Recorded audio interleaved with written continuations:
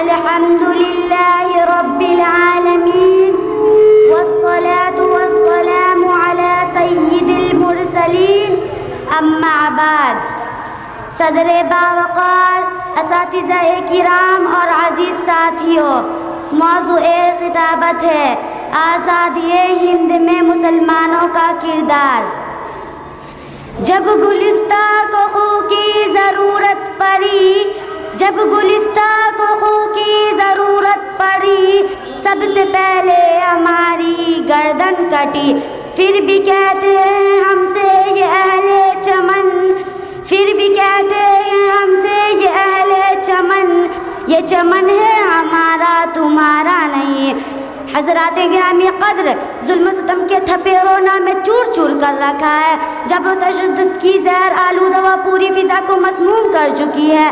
غضب بالا ہے غضب یہ کہ مسلمانوں کے دو استھان پاکستان یا قبرستان کے نعرے لگائے جا رہے ہیں. مسلمانوں کی حوصلہ شکنی اور ذلت آمیزی کی خاطر انہیں غداری یا پاکستان کے ایجنٹ اور دہشت گرد ثابت کرنے کی مسلسل و انتھک کوششیں کی جا رہی ہے.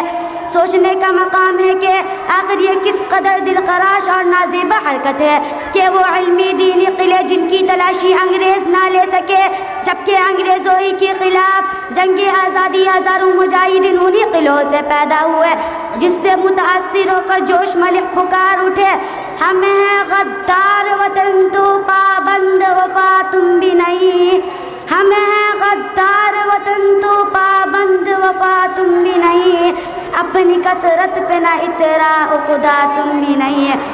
محترم حضرات، ہندوستان کا خفیہ راز پاکستان، سری لنکا، امریکہ کو پہنچانے والے غیر مسلم ہیں نکلیں گے اور جان کی قربانی پیش کرنے والے عثمان بریگیڈ اور عبدالحمید جیسے مسلمان ملیں گے.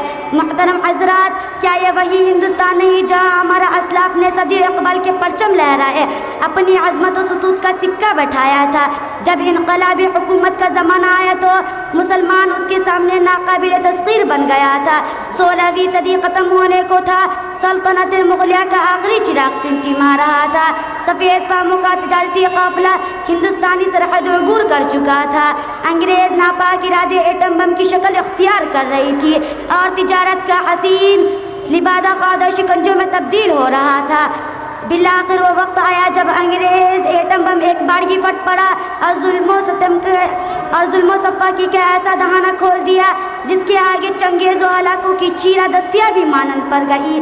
مگر جب ظلم و ستم کا پانی سر سے اونچا ہو گیا اور اس کی آوارہ موجی قصرے اسلامی سے ٹکرانے لگے تو محمد بن قاسم کا عزم، غوری کی غیرت، صلاح الدین ایوبی کی ایمانی فراست جاگ اٹھی اور مسلم قائدین نے للکار کر کہا، اے قوم کے جیال و شمع ہدایت کے پروانوں، تم وہی تو ہو جس کی ہیبت سے صنم سہمے ہوئے رہتے تھے، جس کی ہیبت سے صنم سہمے ہوئے رہتے تھے، منہ کے بل کے هو اللہ احد کہتے تھے. خدا ہمارا سر افتخار ہمیشہ بلند رکھے، آمین. وما علینا الا البلاغ. والسلام علیکم ورحمۃ اللہ.